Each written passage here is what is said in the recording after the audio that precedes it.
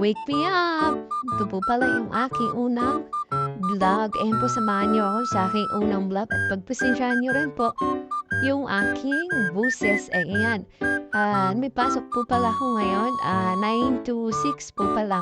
Pasok ko ngayon. Kaya ayan, naghihilamos po ako. At nag-hi nga po pala yung pangalan kong anak. And then, pagkatapos po niyan, mag-aayos po tayo. Tatanggalin po natin isa-isa yung aking puyod. Ayan na po, tinatanggal ko na isa-isa. Pag ako po natutulog, minsan tinatamad po ako magtanggal ng aking tali sa buhok. Kaya ayan po.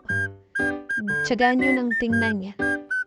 Wala pa po tayong ayos dyan. Kaya medyo maaga pa po yan. Kaya supply po muna. Mamaya-maya po maliligo na rin po tayo. Ayan po. Then, habang yung pangalan ko pong anak ay kumakain na, din yung aking pangalawang anak ay nagsasandok pa po siya. Then, ayan po, coffee time. Coffee time po tayo kasi, pampainit dito at ang lamig dito sa Baguio. Ayan po at nagpapalambing yung aking bunsong anak. Hello! Say hi nga po pala dyan, hi!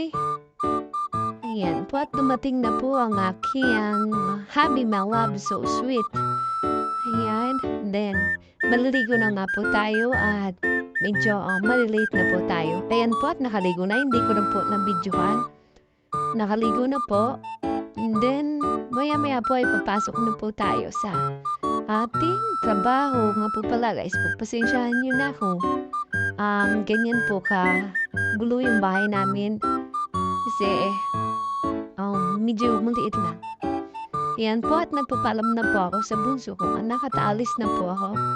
Punta na po ako sa aking trabaho. Ayan po. At dito na nga po pala ako sa aking trabaho. Pasensya nyo na po at hindi ko po na-i-video ang paglalakad ko kanina. Kaya po, nag-aayos po ako. Kailangan po namin kasi food processing po. At isuot ko na nga po pala yung apron. Ayan po, ganyan lang po ang aming ayos.